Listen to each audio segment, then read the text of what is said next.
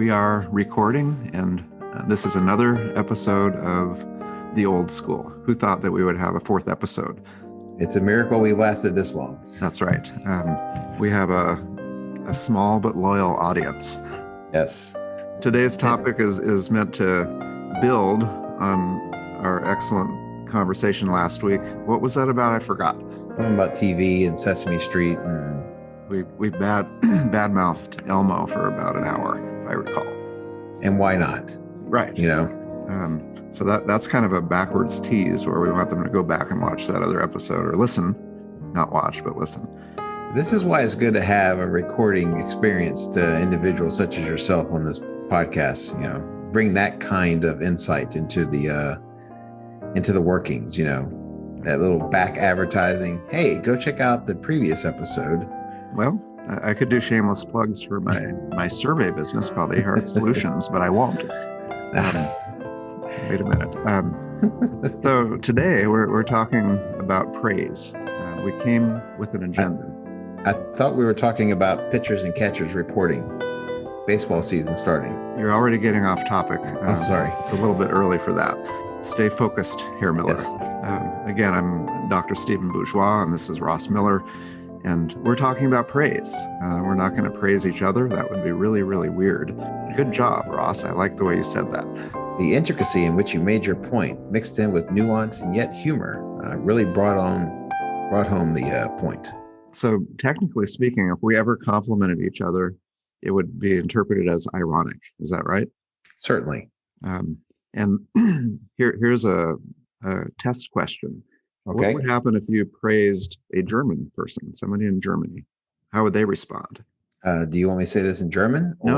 Oh, okay. You could Sorry. start with that. Just how would I'm they getting respond? better, by the way. Don't say that. I know, but how would they respond? What would they say if you said, "Boy, that was really great what you just did there"?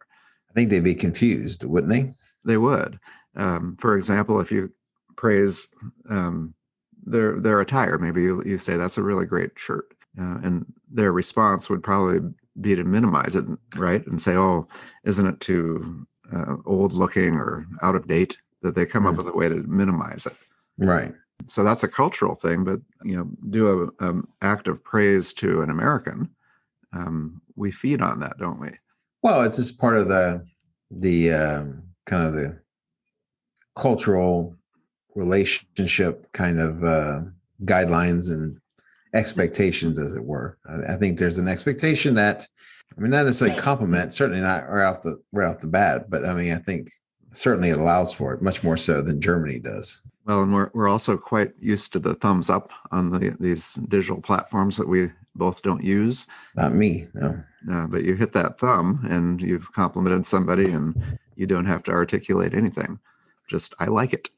Yeah, and it doesn't require any more explanation than that. So they're rendering it useless, to a degree. So, well, eventually we're going to be talking about praise in the classroom, praise in school. But I want to start out with an example of praise in the choir room, which seems like a pun in there somewhere.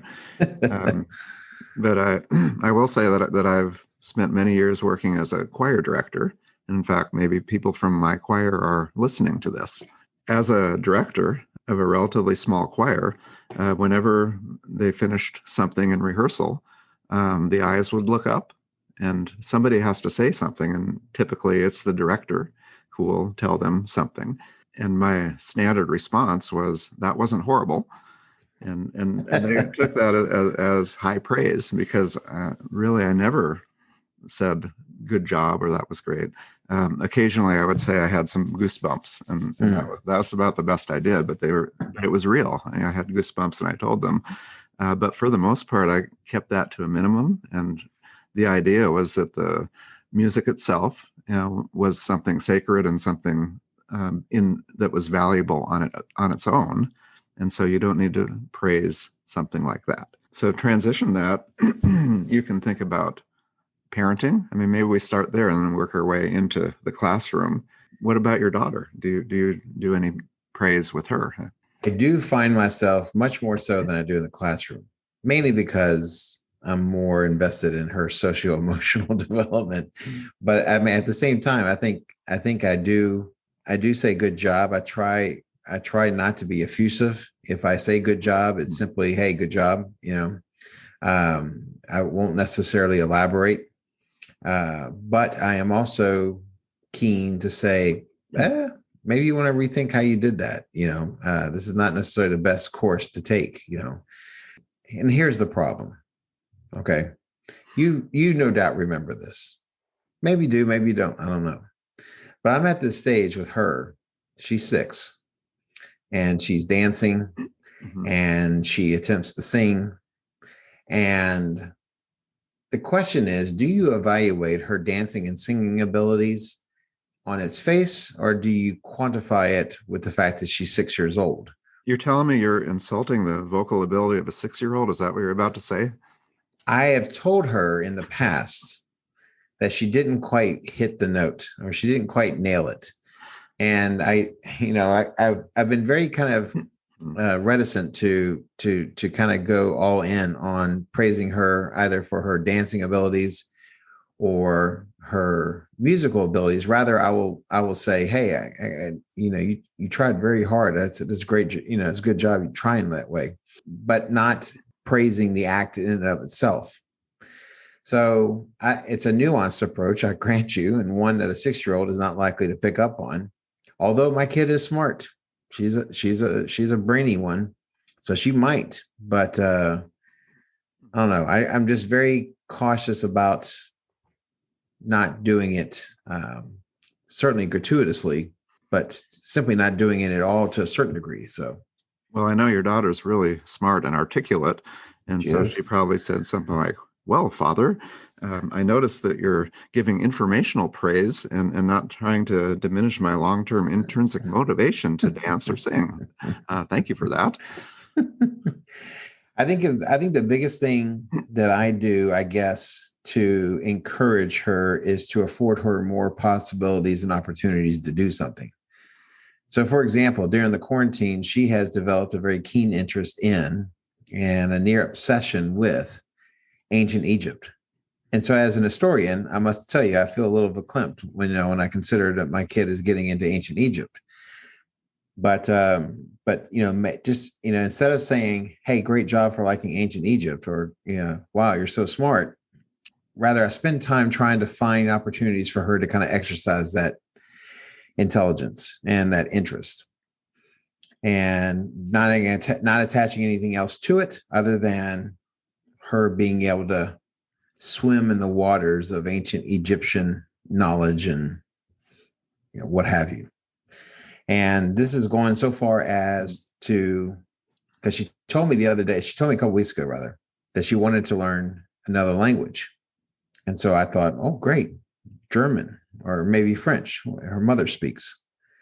But she said she wanted to learn Arabic, and not just any Arabic. She wanted to learn Egyptian Arabic, because it was her goal that she couldn't really study hieroglyphics and she couldn't really study ancient Egypt unless she knew not just Arabic, but Egyptian Arabic. So now I am endeavored to try to find an Egyptian Arabic teacher.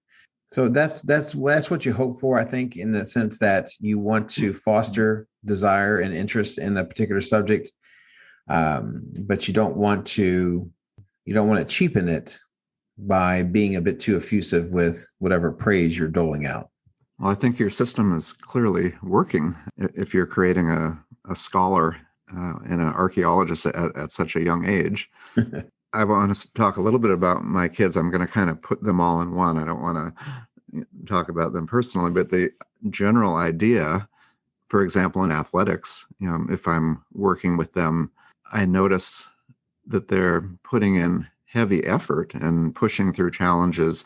And I always tended to praise the effort, not the outcome. And in fact, playing tennis with one of my sons, I would often take a picture of him after the long workout where he's standing alone at the tennis courts and looking tired because I just had him run and he went through a serious workout. And the picture has an expression of accomplishment. And then I always asked, what are your teammates doing right now? Because it was like in the weekend and 100-degree weather. And he said, well, they're probably home playing video games or something, but they're certainly not on the tennis court. And that was the point, so Right. praise for effort, as opposed to good shot, and I think good job might be something that we just delete from the English language, because Right. it's so easy to say, and take another couple of sentences and say why it was a good job, or better yet, maybe ask them a question about what they're doing, and start a conversation. But it also mischaracterizes what the kid likely is doing. The kid is not working. The kid is not at a job, but based upon their own. And this may seem like semantics, but I do think it has a carryover effect in the verbiage that we choose to express something, to kind of dole out. I think there's something to the words we choose. Words mean things, as someone once said, and whether we intend it overtly or subliminally, I think that comes across. I remember having a conversation with one of my graduate courses. They showed a picture of a little sign in their school that said work zone, kind of like one of those construction signs. Right. And I took issue with it, probably because of the theory that I espouse. But I really said that you really want to characterize school as work. That's great, but it's eventually going to diminish their interest in school, and they're going to think of it as drudgery, which maybe students do right now. My kids, they might as well be punching a clock when they walk into the building. We might as well. I mean, we might as well do big displays of the cards. You can just punch it, and then it's like Wile E. Coyote and that sheepdog or whatever, coming into work in the morning. That's what it amounts to. There's a scene in Joe versus the Volcano where they're playing the song 16 Tons, and they're just walking without any expression, kind of looking down and walking in there, punching the clock. And now I'm talking about your classroom, do you have clock watchers? Are your kids, because, a lot of students, if there's a clock in there, they start getting obsessed. And in other classes, certainly not yours, students will get up and stand by the door, which I can't imagine you would allow. I don't allow that, no. So what about the clock watching? Do you think that happens? Well, I'm sure it happens. When I see it, what I like to do is turn the clock around just to kind of mess with them. And the students were like, your clock is turned around. I said, you don't think I know that? Who do you think did that? And a lot of times I'll do things just to see if I can get a reaction out of them, see if anyone is actually paying attention. Right now I have a student observer from a local university of some repute, and I don't introduce her. Anytime I have someone observing my class, I never introduce them. One, I'm just kind of curious whether someone will have the wherewithal to ask the question, who's that person in the back of the room? But I don't believe in this kind of divulging information, Keep it general, sir.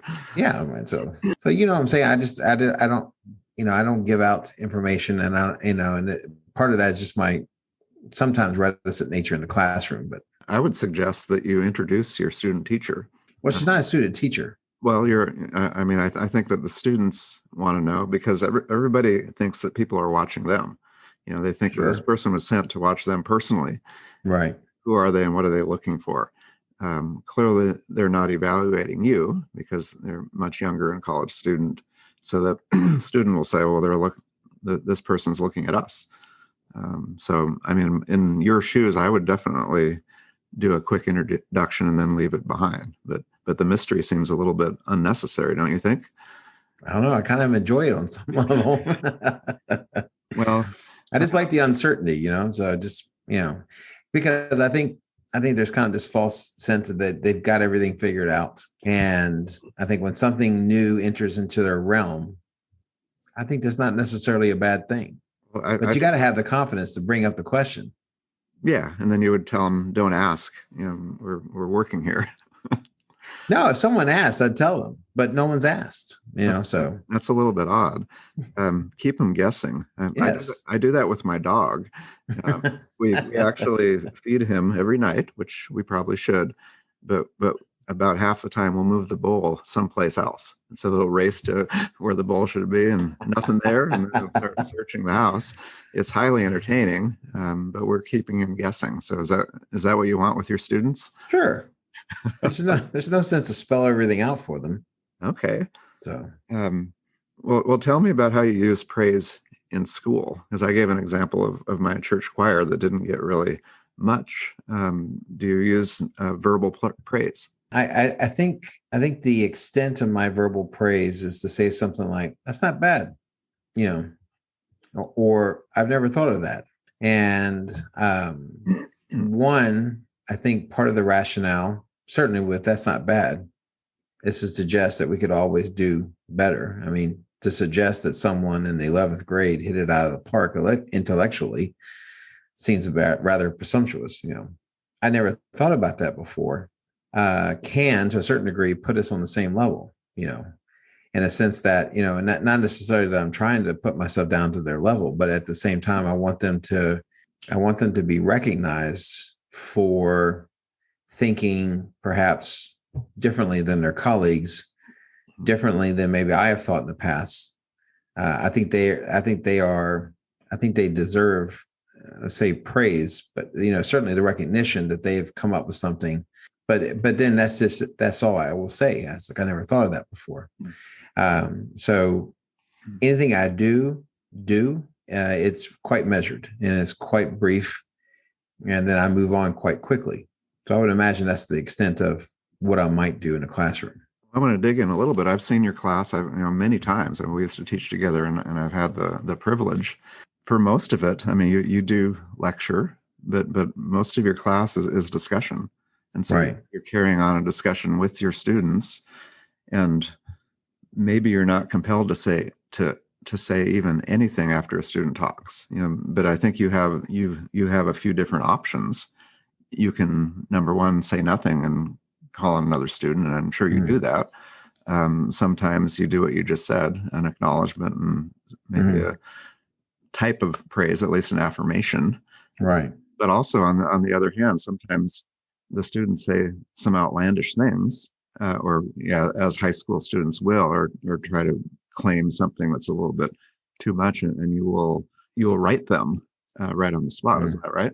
My thing is that, and I tell them in the beginning of the year, I mean, you're going to have to avail yourself of questioning, because if you say something, especially if it doesn't make any sense to me, I'm going to have questions. And if you don't have answers, or if you can't sustain an argument past 2 questions, I would suggest to you it's not a very well thought out opinion. And so, not to delve into these waters, so I'll keep it very general. But I mean, there are certainly a lot of opining about history of late, but you need to have evidence to back up what it is that you intend to say.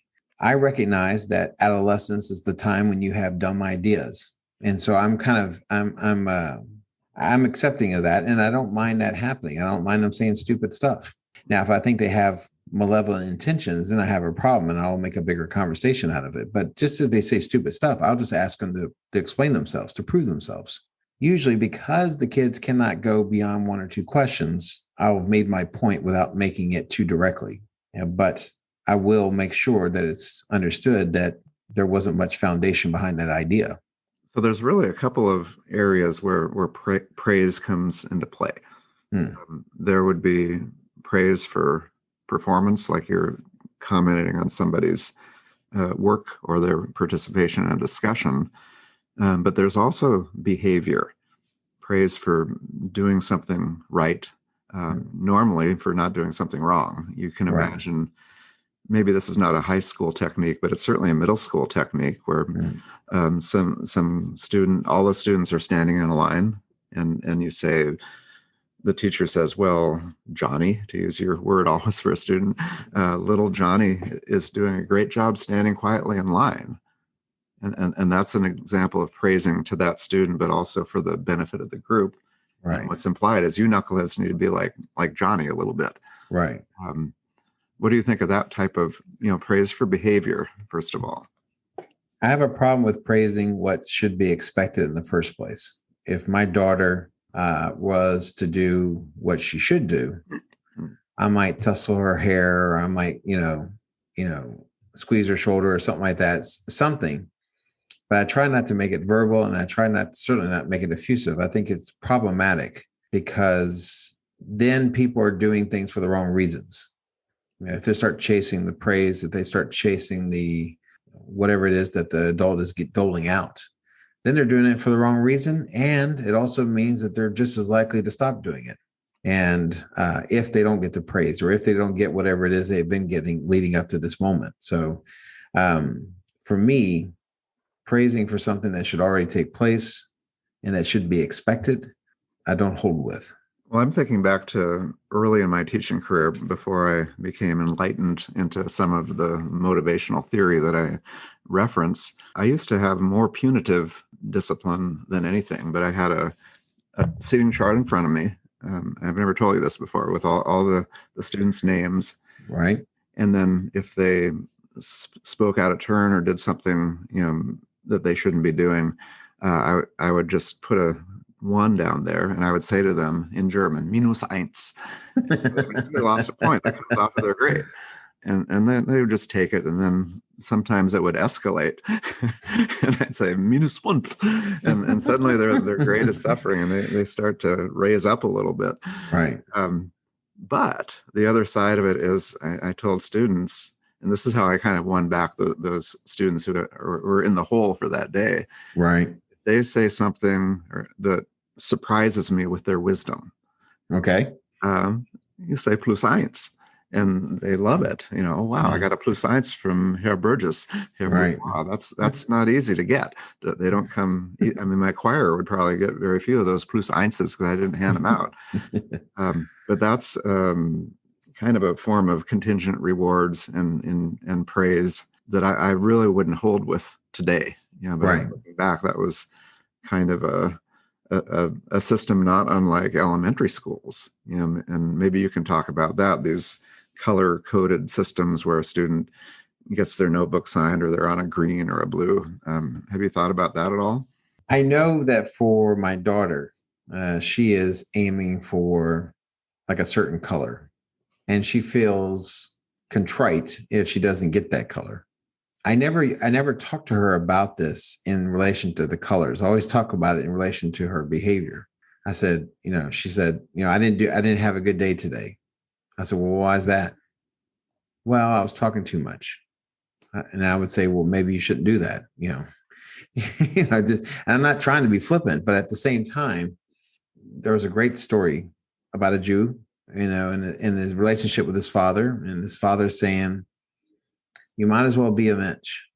And in Jewish terms, being a mensch means to be what it is that you're supposed to be, both as a man and as an individual and as a Jew and, what have you. As if he had considered the alternative and thought to himself, that's just not the way I want to go. And so I think when my daughter says, I didn't have a good day, why? Because I talked too much. Well, maybe you shouldn't do that. And then this is when I start sounding like my father, saying, the reason why you have 2 ears and 1 mouth is you're supposed to listen more than you talk, and you get these little pithy old world wisdom start to come out of me. A lot of those here, Miller. A lot of pithy things. But I try not to overreact to the bad stuff in the same way that I try not to overreact to the good stuff, because I think both can be potentially problematic. If you overreact to the bad things, you're making it sound like, well, you're supposed to go through the whole day without making a single mistake. And I just don't think that's a good way of approaching it. Well, these types of systems, color codes, I do think they're appropriate for young students. Yes. Really, I mean, who am I to talk about running a kindergarten class? Yeah. I would lose my mind probably. And I'd probably revert to color codes within the first hour. But in a way, the teacher is avoiding having a public confrontation with a student or redirecting them. There are all kinds of discipline plans that are really student friendly, love and logic, where you give them a natural consequence, and you really respect the student by maybe if they're doing something wrong, you whisper it to them. as opposed to embarrassing them publicly. So they take pains not to have that moment of confrontation and correcting. You can just fall back on the science or the yellow rather than the blue. I can remember having a couple of German people actually in my living room, and we were having a conversation. And my kids had some friends over there playing upstairs pretty loudly. They were young at that time, and we were talking about, boy, this house is really too big and open because it isn't that loud, and we really can't get these kids to settle down and be quiet. And the German person said, "You should tell them to quit talking. You should tell them to be quiet." And very simple, direct. But I wonder if we go indirect for the wrong reasons and just having that conversation. I mean, you tend to do that. I mean, you'll let the student know publicly right then, and then you move on, and they hold no animosity because you do it kind of in a, just a little bit of an offhand way, but then you keep moving. Isn't that right? Well, yeah, I think you have to call things out. I don't mind confrontation. I've never minded confrontation. And I think one of the kind of the side effects of technology is that it allows people to avoid confrontation, because then you can email instead of phone call or ask for a meeting or, whatever the case may be. I do think that there is a general lack of wanting to confront. I think in education, there's also the other issue that you don't feel like you're going to be supported if you press the case much. But at the same time, I think a lot of people are just trying to get through their day as easily as possible. And they don't want the confrontation. And, to me, there are several kind of students that I love having in my class. One is the jerk, because, it depends on why they're a jerk or how they're a jerk, but I just don't mind making the correction. And, I'll get from their 10th grade teachers. Oh, so here comes Johnny, kid's a jerk, he's going to cause problems. But I've been fortunate in a sense that I don't have as many difficulties. Not that I've never had classroom management issues, but I don't have as many, I think, as my colleagues. Let me ask you two questions that are probably related. You've taught for 25 years. Yes. How many times have you called a parent because of their child is not behaving? I think it's been maybe 10 years since I called a parent, because the first conversation you have with the student.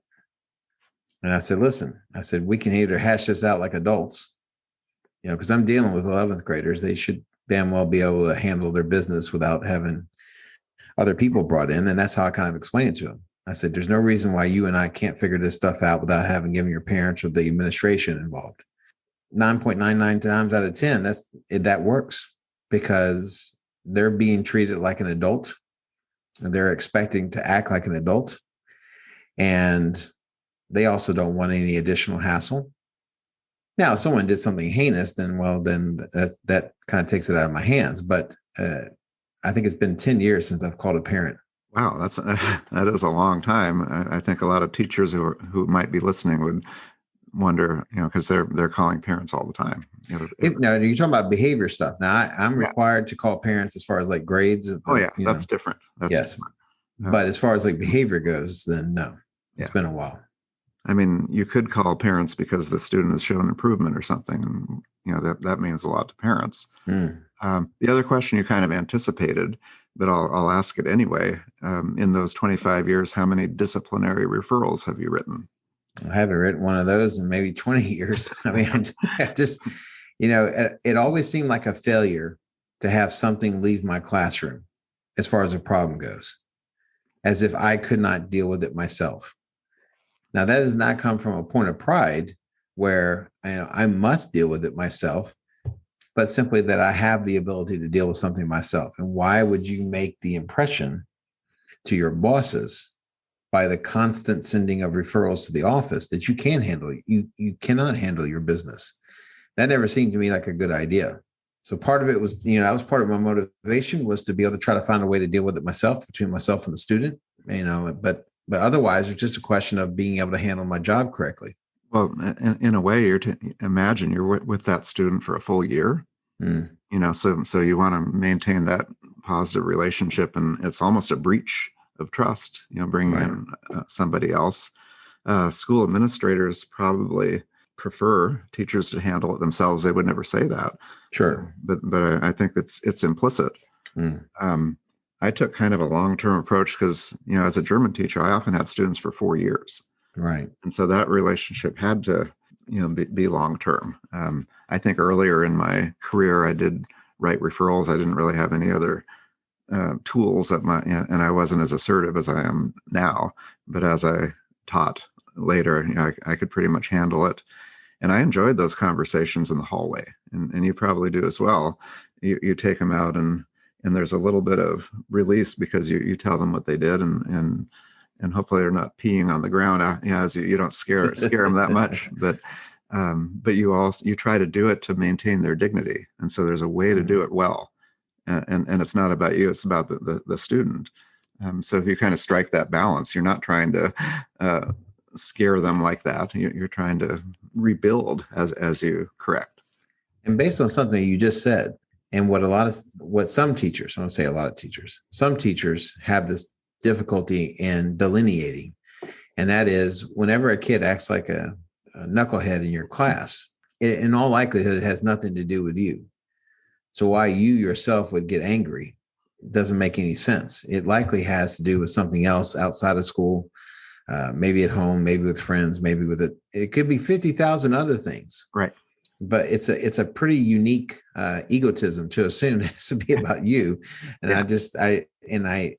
And because of that, that has shaped how I deal with things. Since I know it's probably not about me, then I can take me out of the equation when I interact with the kiddo. Interesting point. I just praised you, but it really is. Good job, Ross. Thank you. Thank you. Yeah, you're really good at talking. I read something, and it sounded like one of those pithy sayings that you come up with, but it was from a principal who said that behavior, student behavior, is nothing more than communication. And I paused for a little bit reading that. I thought that's pretty good, because there's a lot of backstory behind that behavior. I mean, sometimes they're behaving in your class to test you, and I imagine that you've passed that test pretty easily, pretty early on. But they do that; they need to find their boundaries. But also, they have issues that they bring with them into the classroom. How you handle that is really, really important. And I think when a student is struggling and they know it and you know it, you can keep their dignity and win a loyalty that's really deep, or you can shut them down right then, because it's very easy to confront a student right in front of everybody, and it's short and sweet. But long term, that might damage something, and also has an effect on your audience, which is the rest of that class. Sure. I was amazed when I started teaching, because I learned quite early on to stay out of the teacher's lounge, because there's some bitter old fools in that teacher's lounge. Can you say that again? Because there's probably young teachers who think that's the place you need to go to learn from the veterans. The teacher's lounge is where people go to bitch. And it's usually a bitching that has a lot based in just being ticked off that this is what they do for a living, or being ticked off that they can't control the situation. And of course, this isn't a blanket statement, but I learned quite early on, even before I started my teaching career, I was substituting. And I realized every time I went into the teacher's lounge, I didn't want to be there, because, you get these old crusty teachers sitting there going, why do you want to be a teacher? These kids are horrible. And I say to myself, well, all right, another bitter old fool, just railing against the system when they create the system. You're the one that creates the environment in the classroom. Let's say someone say, you get the kids you deserve, you get the children you deserve, you get the students you deserve. And so a lot of it goes to that. And I learned quite early to stay away from it, just because, I had a goal in mind. This is what I wanted to do. I liked working with kids. And if you have that attitude, why you would take an automatic adversarial relationship with them, or why you wouldn't think about their side of things, is beyond me. I just don't get it. What are you doing? Do you do this with your friends? I don't understand. Do you do it with family? Who does this? And that's part of what you see when you explore this topic. I think classroom management, just the word management is kind of interesting. I would say with certain students, management is embedded in every activity. I mean, there are transitions from one task to another, and teachers have systems for all of that. But ultimately, the teacher needs to control the room and gain the loyalty of the students over time. So you're not having to manage them, but they're Right. managing themselves. But there's nothing more emasculating to be in a room of students where you seem to be outnumbered and have nothing to offer to settle them down. It's Right. a tough place to be. As a substitute teacher, I taught for about 3 years early on, and that was tough. I mean, at the end of the day, because I didn't have that long-term approach to them. You had to make your point right away, or they're gonna smell blood, I guess. Right. But in the classroom that you have, you feel like you're not concentrating so much on keeping them under control. You've already passed that by pretty early. And once you've done that, then you can concentrate on other things, more important things. The more you have a control over the situation, the more you can then do dives into whatever it is that you want to talk about. But you can't do that until you first establish some sort of control. And the problem is, this is the toughest thing to teach new teachers.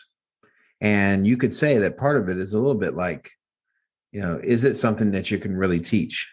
It is something that the teachers have to develop their own style with, and they have to be able to figure out how best to do it. That's a scary thing, because teachers who just are new to the profession probably had very little training on that aspect. The education programs are really high on curriculum and how to execute a lesson, and get a good observation, because you have all these stages of the lesson and assessment and so forth, your objectives on the wall. Mm-hmm. But maybe the part that's neglected is walking into a room of high school kids who are going to test you from the moment you get up there. And so there's a little power struggle. There has to be. And are you pretty good at finding the alpha student? And do you ever take that approach where you work with that person publicly early on?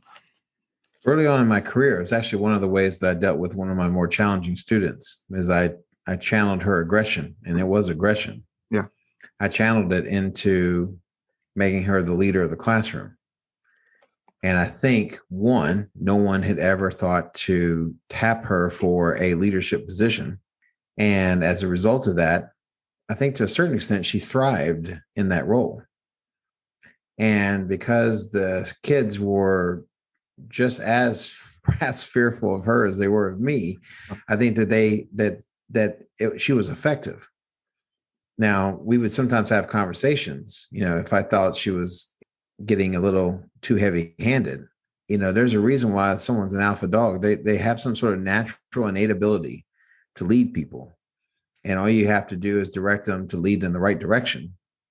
And you have a very potent ally in the classroom. Every class has its own group psychology. And it's an amazing thing to watch how one class could be so diametrically opposed to another class as far as the way that they behave or act or what have you. And, that's part of the task of a teacher, is to be able to recognize that and then be able to figure out how to work with that. I'm interested in your description of that student who was a leader, and you recognize that. If you were a user of Facebook, for example, you could find out about that student, and maybe she's a high school teacher right now. So does that make you want to do Facebook more? No. That's it. No. I'm content with the wonderful memories of that year, and the way that she made that class a little bit easier to deal with. I hope she's doing well, but I do not have a desire to track her down. So okay, well, but I do hope she's doing well. And don't categorize the ambivalence with any kind of disregard, but. Well, earlier on when we started, you tried to connect baseball with my scholarly attempts at discussing praise in the classroom. So what were you getting at there exactly? I don't understand it.